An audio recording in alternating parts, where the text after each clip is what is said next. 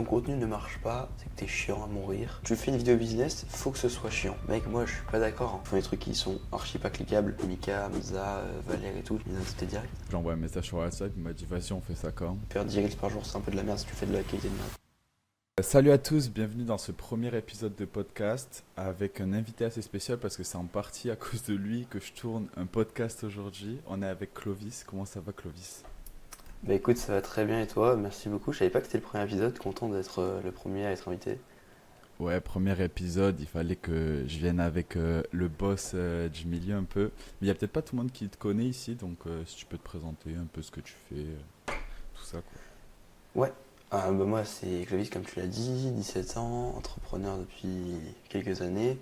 Je travaille avec justement des créateurs de contenu, des gars qui veulent lancer du podcast, des gars qui ont produit une offre derrière et qui veulent la marketer via les réseaux sociaux. Et je suis un peu dans l'ombre de ces personnes-là à gérer tout le contenu pour faire gagner plus de cash, si on devait résumer.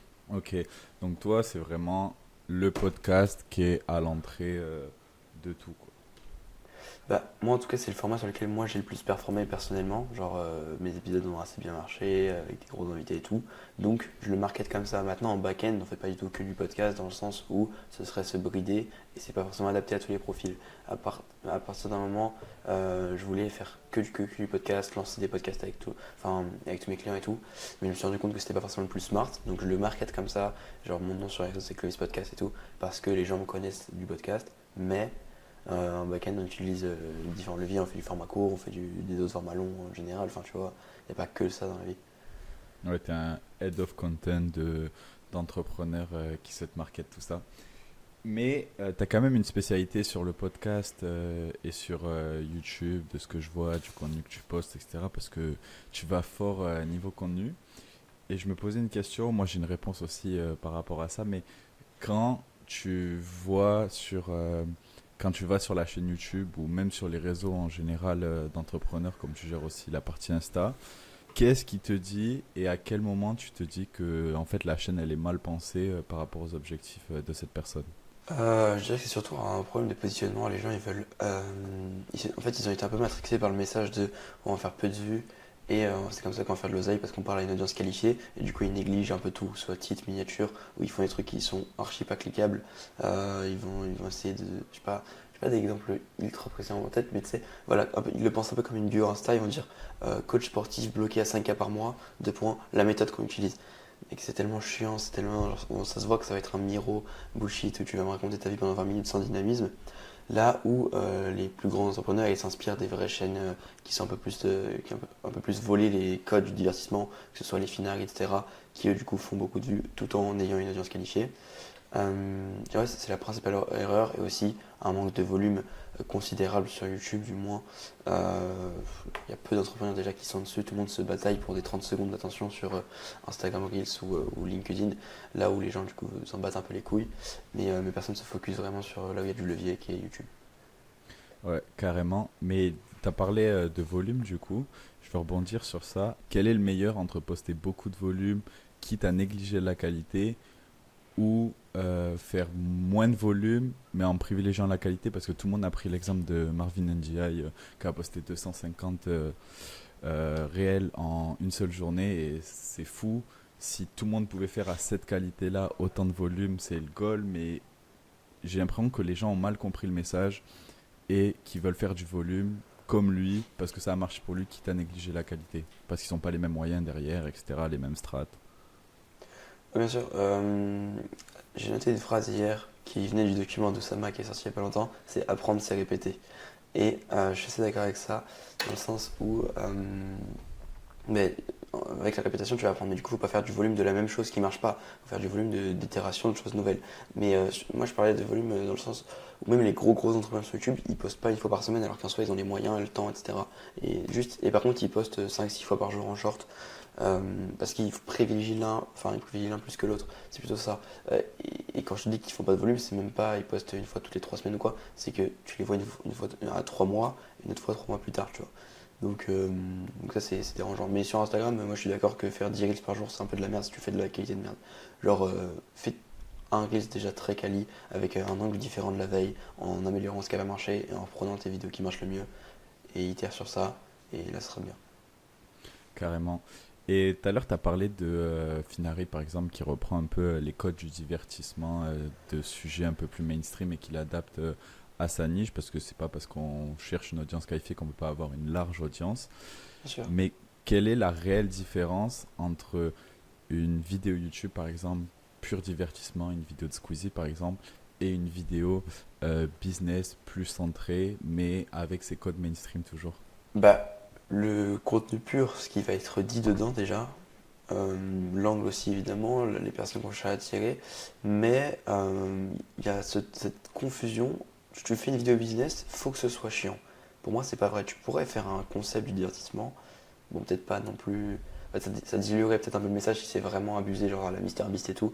Et bon, là, ce serait peut-être pas chiant. Mais reprendre en tout cas certains des codes et avoir quelque chose de business. Donc, je sais pas, tu fais des audits à la chaîne avec des gens qui viennent, un peu comme le concept de Breastscales et Yumi qu'ils ont fait là, tu sais, où ils invitent leurs haters, mais sauf que tu invites des gens de ta cible que t'aides en petit talk de 30 secondes. Le concept il est ultra différenciant, il est ultra bon, et en plus tu donnes de la valeur, tu montres l'expertise en 30 secondes par personne. Genre ça reprend littéralement les codes des plus gros de YouTube, mais ça te met ultra en valeur, ça te permet de vendre derrière, tout ça. Ouais, mais est-ce que t'as pas peur? Tu vois, on a vu récemment avec Yomi, il y a une petite année ou il y a quelques mois, je sais plus exactement, où c'était devenu trop divertissement. Il y avait quand même cette notion business de convainc-moi en 60 secondes, sinon tu passes à la trappe.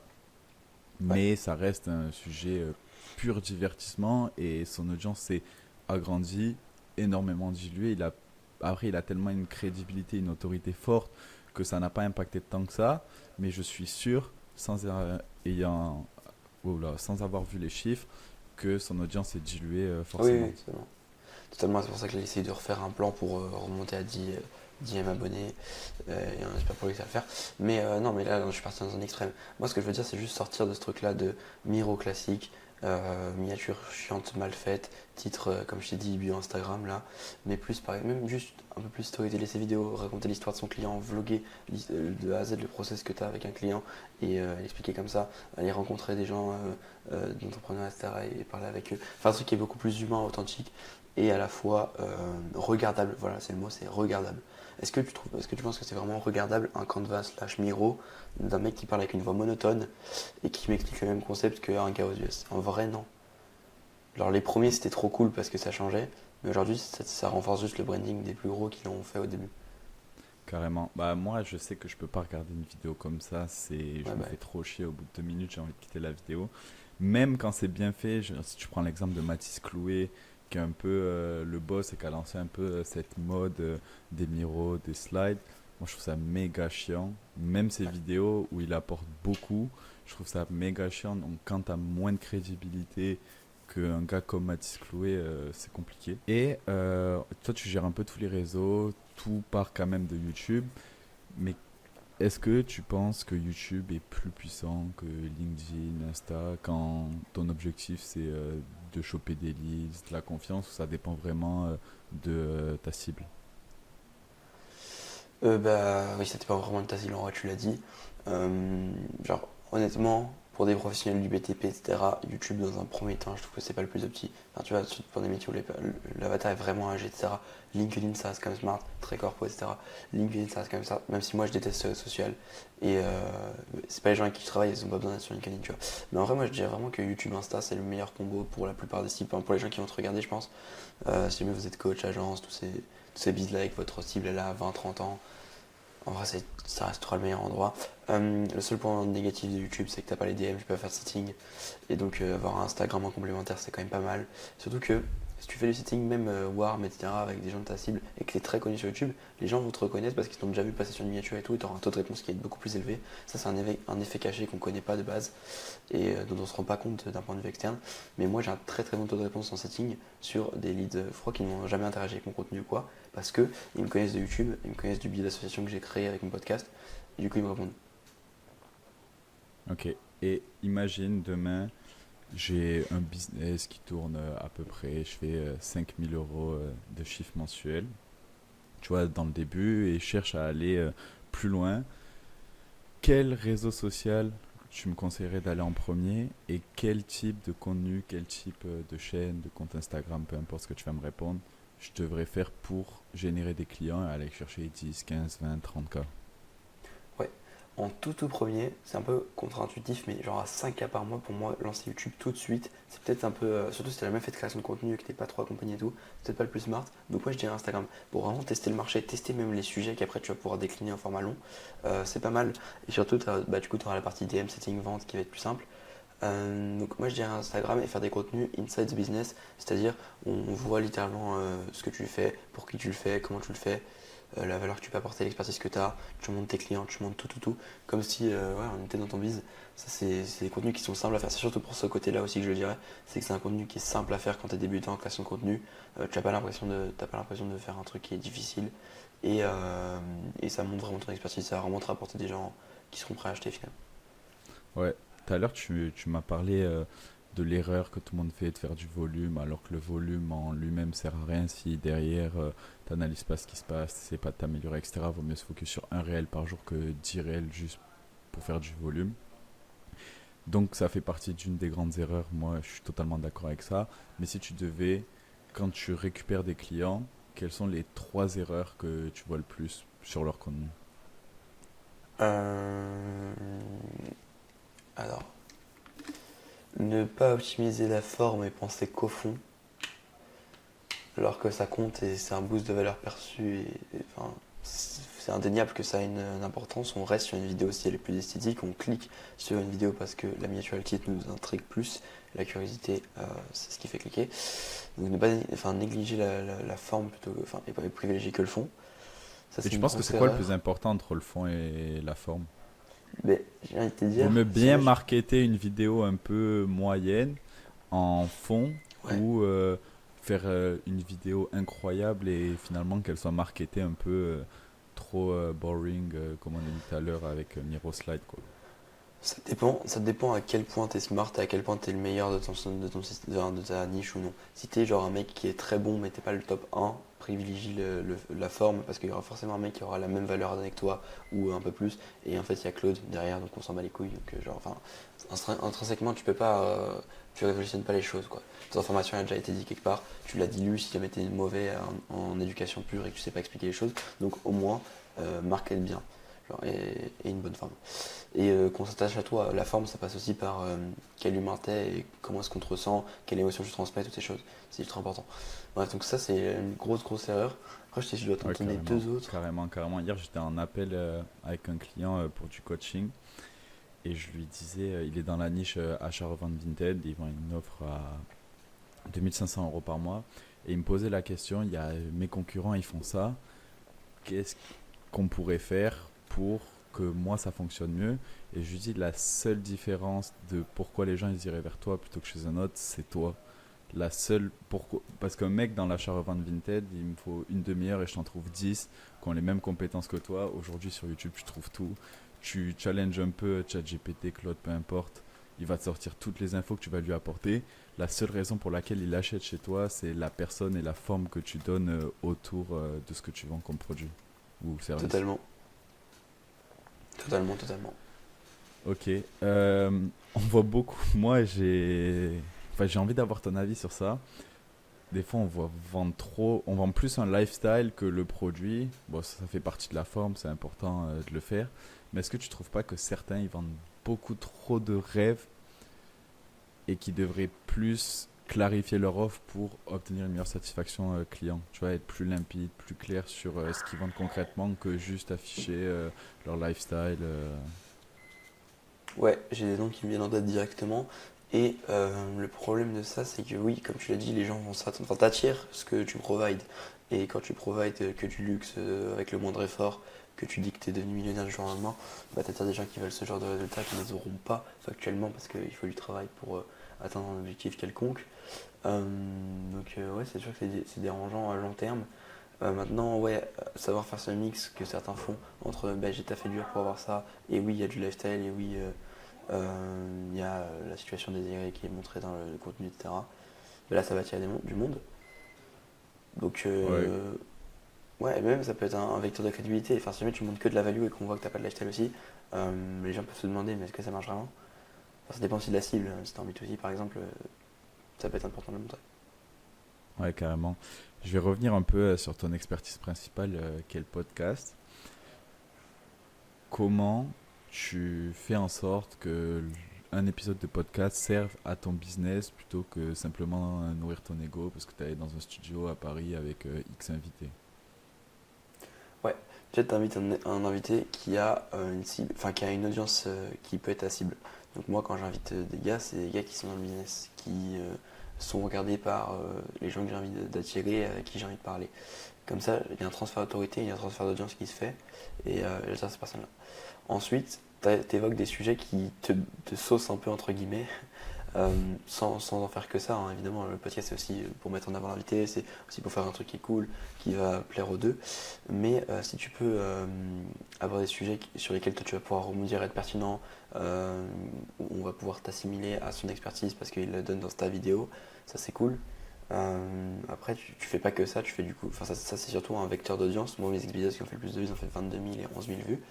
Et donc ces épisodes-là, ils me font connaître, découvrir, et après je fais d'autres contenus sur YouTube plus précis qui eux convertissent, même sur Instagram. Et tu penses que c'est quoi le plus gros, enfin le coût caché d'un podcast qui est mal pensé? Est-ce que ça peut justement te desservir plutôt que servir ton intérêt si le podcast est mal préparé, mal réalisé, avec un mauvais invité, etc. Bah, ça te fera surtout perdre du temps en soi, pas vraiment perdre beaucoup d'argent, enfin à part si tu, oui, tu payes un studio, un monteur, quoi, waouh, ça coûte pas la peau du cul, mais ça va surtout te faire perdre du temps si jamais tu le calibres mal, etc. Parce que soit ça va pas faire de vues, parce que justement ça attire personne, soit même les vues que ça va faire. Comme tu invites un mec qui est je sais pas, dans la food alors que toi t'es dans la tech et qu'il n'y a aucun lien entre vous deux, ben, genre, l'audience que ça va tirer, elle en a rien à foutre de toi. Et à la limite, en vrai, tu construis quand même une personne brand à long terme. Et dans cette masse de gens, il y en aura peut-être quelques-uns qui pourront être intéressés, qui ça pourrait être intéressant. Enfin, pour moi, créer du contenu, il y a beaucoup plus de upside que de downside. Maintenant, ça peut aussi niquer ta valeur perçue quand même si t'invites des trous du cul aussi. Ça, c'est possible. Ouais, carrément. Mais est-ce que du coup, je reviens au truc de ton exemple sur la tech et la food, est-ce que tu penses pas qu'il y en a qui cherchent à apparaître plus crédibles que rendre leur offre désirable? Alors juste paraître crédible et avoir une bonne image est plus important pour eux ça, même si ça reste quand même corrélé avec ce qu'ils vendent derrière, plutôt qu'à essayer de rendre leur offre, leur expertise plus désirable aux yeux du public. Totalement, et c'est pour ça qu'il y a des gens qui se font afficher sur Insta, LinkedIn en mode ouais, lui il a une mauvaise delivery, alors que vous le sucez tous pour son branding et vous croyez qu'il est trop smart parce que. Et c'est ça le danger du branding, que ce soit avec le podcast ou avec n'importe quel format, tu peux te faire passer pour quelqu'un que t'es pas. Ça nécessite une compétence de renardise bien exploitée, qui est du coup à des fins mauvaises. Maintenant, ça peut aussi servir des très beaux projets, et moi je me concentre, c'est pour ça ma bio Instagram, au moment c'était je crée du contenu pour les bonnes offres. En gros, moi, j'essaie de travailler qu'avec des gars où genre, je sais littéralement qu'il y a une bonne delivery, qu'ils sont bons derrière, etc. Et juste je market stuff là. Bref.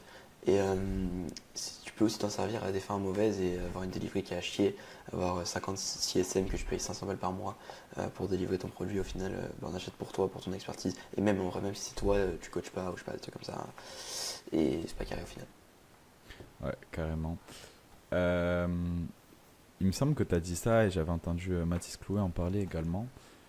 Il y a beaucoup de personnes qui souhaitent inviter sur les podcasts, mais qui refusent toute invitation à des podcasts extérieurs. Par exemple, toi, je t'invite là parce que je prends entre guillemets ton image pour m'en servir. Ouais. Même si c'est pas que pour ça, mais dans le fond, ça, Non, oui, je fais je- pareil.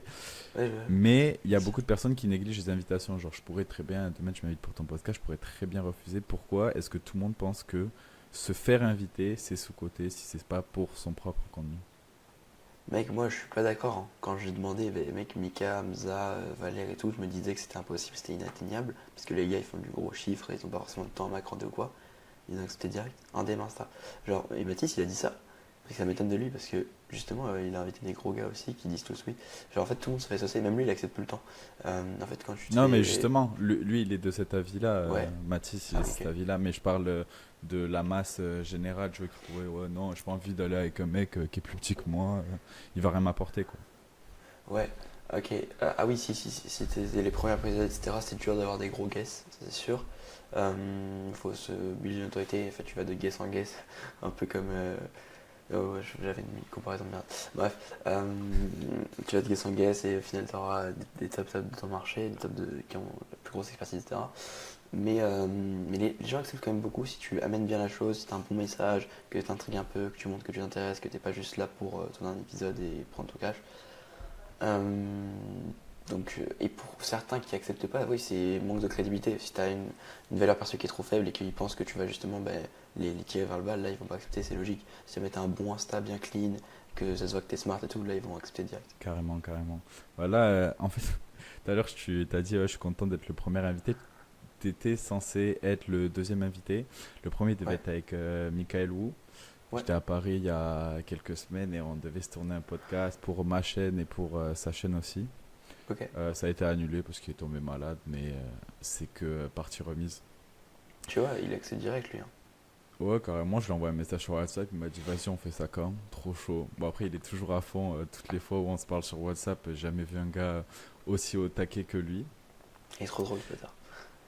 Oh, l'année dernière, j'ai fait un call avec lui. Lunaire, le call, j'étais en train de lui parler de strat YouTube. Il me disait non, mais moi, je m'en bats les couilles. Je veux chanter du MHD sur une chaîne secondaire. Je dis, ah, frère, ça y est, pourquoi je parle Mais c'est pas avec ça toi, qu'il le se fou cache, du hein. bus. Ouais, il est Mais, trop fort. mais tu sais que moi j'ai fait le deuxième épisode avec lui. Derrière, en fond, il y a une ardoise où il y a marqué Sap t'es gay. En gros, c'est un pote à nous qui était là. Et je pense on se vannait avant, ça écrit des trucs sur l'ardoise. Et en fait, on a oublié d'efficacer. Enfin, tu vois, on est trop du cul. Mais au final, c'est drôle. C'est ça qui fait qu'il est authentique. C'est ça que les gens retiennent avec le message. Carrément. D'ailleurs, est-ce que tu penses que l'authenticité est sous-cotée, que les gens ils veulent trop s'inventer un genre et paraître crédible? Parce que tu sais, il y avait un peu les dramas à un moment des logs de voitures, etc., juste pour avoir une image lifestyle cool, mais au final, c'est pas la vraie vie et tu sens que le mec, c'est pas sa vraie vie, qu'il s'invente un peu un personnage qui n'est pas lui. À quel point l'authenticité est importante pour toi? En fait, le contenu, c'est le reflet de ta personne. Genre, si t'es un mec exceptionnel, ça va se ressentir et on va avoir envie de regarder et on va te croire. Sauf que si t'es chiant et que t'essayes de fake ça, c'est compliqué. Donc, devenir une bonne personne, devenir un mec intéressant avant de faire du contenu, c'est un vrai conseil, c'est vraiment important. Et du coup, il faut être authentique, sinon ça se voit. Enfin, je connais pas de mec qui est big et qui arrive à bien mentir et que genre ça se voit pas. Oh Genre, oui, alors un il est Keo, très fort. un Keo, ça se voit qu'il est comme ça. Tu vois. Je prends exemple parce que lui, il a tout baisé en création de contenu récemment. Mais en vrai, tous, ça se voit qu'ils sont comme ça. Est-ce que, je reprends un peu l'exemple, est-ce que tu penses que Alexis Chen, c'est son vrai personnage, enfin c'est sa vraie personne ou c'est vraiment un personnage monté de toutes pièces sur chaque apparition, il est obligé d'agir comme il agit? Et après, pour le coup, lui, ça se voit. On dirait que c'est RP, tu vois ce que je veux dire. Genre, ça se voit Ouais, qu'il. Tu peux pas être comme ça, je sais pas. C'est vrai que c'est forcé. Et après, en fait, les témoignages qu'il y a en off de gens qui parlent du bon, notamment, je sais pas si t'as vu Alexis Mouli qui parle de lui, qui dit qu'il consulte, je crois que c'est son père ou je sais pas qui avant chaque décision, comme un enfant, etc. Il se fait un peu vanner sur ça. Ben, ça peut montrer que c'est pas cette personne-là qu'il est. Enfin, je connais pas le personnage, tu vois. Certains que j'ai rencontrés, je peux te dire que Hamza, Mika, par exemple, pour les avoir rencontrés, c'est des gars qui sont vraiment comme ça dans la vraie vie, qui sont vraiment hyper chill, hyper gentils, un peu taré pour Hamza, entre guillemets, c'est une expression, mais tu vois ce que je veux dire, qui est énergique de fou. Donc eux, je les connais, je pourrais te dire, Alex, je sais pas. ok. Bon, je vais recentrer un peu le podcast parce qu'on est en train de parler, de s'éloigner un peu du sujet. Ouais, On parlait tout à l'heure, toi t'es de l'avis de c'est pas parce qu'on fait beaucoup de vues qu'on peut pas choper une audience qualifiée, c'est pas parce que tu fais peu de vues que tu chopes une audience qualifiée. Mais est-ce que tu considères que c'est un échec d'un point de vue business? Tu fais 100 000 vues et tu as signé deux clients à ah ouais, 100K. c'est pas un échec vu que t'as fait Euh, de l'oseille, mais c'est con. Genre, soit qu'il y a un problème de conversion derrière, le tunnel est mauvais, soit que le sujet n'est pas en rapport avec ton offre derrière. Après, c'est une bonne vidéo de top of funnel, ça te fait découvrir, tu peux rediriger vers d'autres, mais c'est bizarre entre guillemets comme ça, tu vois. Genre, il y a quelque chose qui cloche. ouais, mais est-ce que tu penses que des fois il vaut mieux pas sacrifier un peu de conversion pour Oui, augmenter ses stats, son notoriété, sa crédibilité, sa personal oui, brand, oui, quitte à sortir un peu totalement. du cadre? Ah si, totalement d'accord. C'est pour ça que même les mecs qui font des contenus Insta qui leur rapportent des abonnés, ça a du sens. Genre juste des abonnés, des gens qui vont regarder, qui vont être un peu passifs, qui vont pas forcément répondre aux séquences de story et tout, ça fait quand même sens parce que avoir 80 000 vrais abonnés, si tu viens en setting, tu me dis 80 000 abonnés, je vais te répondre par autorité pure. Et que je t'ai déjà vu dans mon feed sûrement. logiquement. Donc si, ça fait sens quand même. Maintenant, faut pas faire que ça, parce que du coup, sinon, t'as pas la meilleure conversion possible. Mais non, c'est bien. Mais moi, c'est pour ça, faire mes vidéos à 22 000 vues, elles ont pas autant converti que des vidéos à 1000 vues. C'est logique, faut être honnête. Ouais, carrément. Parce qu'après, ça peut devenir dangereux et comment tu arrives à faire en sorte qu'un podcast il soit plus ciblé pour la conversion plutôt que sur de la visibilité quand tu invites un invité qui n'a pas forcément la même cible que toi. Tu vois, quand tu as utilisé l'image de Michael, bon, aujourd'hui il change un peu, il va un peu dans le B2B, donc il s'élargit un petit peu, mais son image est quand même très reliée à une cible qui n'est pas du tout la tienne, Bien sûr. j'imagine. Bien sûr, il y a plein de jeunes qui regardent et tout et qui n'achèteront jamais chez moi, enfin, du moins pas du tout pour l'instant à cet âge-là, etc. Mais du coup, ouais, c'est ça le jeu, c'est ça l'enjeu, c'est qu'il est à la fois connu par les mecs du B2C, enfin par les mecs, les jeunes qui veulent se lancer, qui veulent faire la TikTok Money, toutes ces choses, et à la fois à la fois connu chez mon audience. Donc évidemment, sur les 22 000 vues, on va dire qu'il y en a. Allez, on va être honnête, on va dire qu'il y a 15 000 personnes, c'était genre des jeunes, des kids qui vont jamais acheter chez moi. Il y en a 6 000 qui ont déjà un business, ou alors qui sont en train de lancer leur offre, qui font un peu de contenu, toutes ces choses, qui eux potentiellement achèteront chez moi un jour. Euh, donc j'aurais pas fait 6 000 vues, enfin j'aurais pas touché ces 6 000 personnes qui sont dans ma cible de base si j'avais pas touché les autres, tu vois. Donc c'est smart, c'est pertinent. Ok, carrément. Si il y avait une chose que tu devais dire, moi j'aime bien être un peu clivant dans ce que je poste sur LinkedIn, Insta, parce que je suis pas fan forcément de l'hypocrisie, notamment de LinkedIn. Je poste parce qu'il faut poster, mais j'aime pas spécialement le réseau. Mais si tu devais donner une vérité brutale à toutes les personnes, tous les entrepreneurs, que ça soit qui soient sur LinkedIn, etc. Si tu veux vraiment faire une vague et leur dire la vérité comme elle est, et qui veulent utiliser YouTube et Insta pour des clients, qu'est-ce que tu leur dirais? Si ton contenu ne marche pas, c'est pas que un problème de structure, de cadre, de tout ça. C'est que t'es chiant à mourir, que t'es pas forcément intéressant. Deviens une meilleure meilleure personne profondément, genre deviens plus intéressant et tout, ça marchera mieux par automatisme. Autre question par rapport à ça, comment tu... Parce que c'est pas toujours évident, il y en a, ils sont un peu plus timides que d'autres, ils ont moins de Ouais, facilité avec la création de contenu. Et ils peuvent montrer quelqu'un de super chiant sur leur contenu, alors que dans la vraie vie, ils sont hyper intéressants parce qu'ils ont peur soit de montrer leur personnalité, soit ils n'arrivent pas à montrer leur vraie personnalité à travers les contenus. Ou il faut ils sont juste chiants, mais... non mais ça c'est sûr. Il y a des formats qui vont plus te mettre en valeur que d'autres et c'est pour ça qu'il faut tester différentes choses. Moi j'ai vu qu'en discussion, donc podcast quoi, c'était plus simple pour moi. Genre j'ai l'impression de parler à un vrai humain, j'ai pas l'impression qu'il y ait des caméras et tout. Là où tu te poses devant un PC à devoir parler à une putain de caméra, c'est pas humain, c'est pas logique entre guillemets. Donc Ouais, carrément. trouver le format qui te va le plus. Toi si ça se trouve c'est en marchant. Toi si ça se trouve c'est en étant avec quelqu'un d'autre dans une cuisine, et en cuisine en même temps, tu vois. Vraiment trouver ce format, ce truc où tu es le plus à l'aise. Et là où des streamers sont ultra à l'aise devant une caméra à parler juste à un chat parce qu'ils l'ont fait depuis longtemps. Toi peut-être que t'es entrepreneur, c'est pas ton métier et c'est compliqué pour toi.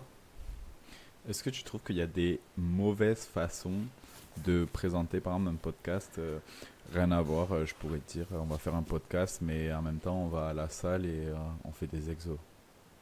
Bah c'est trop bien, Est-ce c'est que métier que ça je pourrait sportif. desservir... Par exemple. Ouais, non, mais est-ce que moi, ça pourrait me desservir c'est- Imaginons, c'est ma méthode pour être plus à l'aise avec un gars et que ça paraisse plus naturel, que la conversation elle soit plus fluide, parce que tu fais quand même quelque chose d'humain. C'est Ah comme ouais, ouais, bien aller sûr. manger au resto, c'est vraiment quelque chose d'humain où tu passes un moment avec la personne, Ouais. encore plus que être assis et discuter. Mais est-ce que selon ma cible, donc par exemple coach, agence, etc., est-ce que ça pourrait me desservir de faire ça à la salle où au final le cadre n'a pas d'importance? Parce que j'ai l'impression, par exemple, la perception quand tu fais des podcasts en studio, il y a une meilleure valeur perçue aux yeux de l'audience. Ouais, mais il y a aussi ce truc de. Encore, hein, genre moi ça me fait chier le studio. Genre là j'ai envie de trouver un autre truc. Genre on en a vu beaucoup, allez, on souffle, tu vois. Dépendamment de la cible, hein, mais notre cible, elle a déjà vu beaucoup de podcasts comme ça. Si tu ramènes ça dans un concept, enfin dans une niche qui n'a pas été exploitée en studio, là c'est smart. Mais du coup, oui, dans ton cas, faire un studio, enfin faire un podcast, que ce soit à la salle, à la plage, où tu veux, si ça te rend plus à l'aise et que du coup, dans le fond de la vidéo, comment dire, dans comment tu vas t'exprimer, les émotions que tu vas transmettre, ce qui va en ressortir, ça va être plus pertinent, ben là, c'est évidemment que c'est un bon concept et que c'est bien de le faire. Carrément.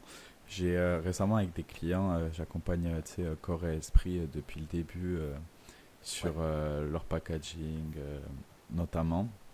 En fait, on s'est rendu compte récemment que leur taux de clic il était en baisse, alors que c'est toujours la même DA, les titres ne sont pas spécialement changés, la minia, tu vois, c'est peut-être moins en forme, etc., moins de matière dans les épisodes.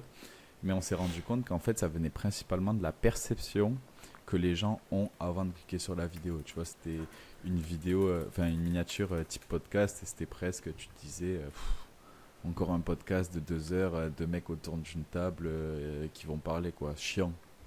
ouais, Donc je pense que ça peut être un avantage justement de sortir un peu du cadre, peu importe ce que ça est, sur un canapé. Tu vois, c'est comme Lena Situation avec son podcast Couch, mine de rien. Elle fait faire une soirée pyjama à des stars et la perception est totalement différente. Tu as l'impression que tu as une soirée avec eux et tu les écoutes parler. Ça sort un peu du cadre que derrière il y a la scène parce que ce soir elle est en concert donc je dois faire ça. Donc je pense que la perception, la forme, le fond, hyper important et il faut trouver un moyen de se différencier un peu des autres, quel qu'il soit. pareil, dans l'entrepreneuriat, le festin, ça marche hyper bien parce que c'est un repas, c'est trop bien, ça change et tout. Ouais, carrément, carrément d'accord avec toi. Bon, en tout cas, merci Clovis d'être venu sur ce premier épisode. C'était très cool de t'avoir pour ce premier épisode. J'espère qu'on Avec grand fera plaisir, des merci à trucs toi. ensemble. Ouais, avec grand plaisir. Je mets tes réseaux en description, Insta, YouTube, parce qu'il fait plein de podcasts. Donc, si vous avez aimé le podcast, vous allez vous régaler sur sa chaîne, il y en a plein.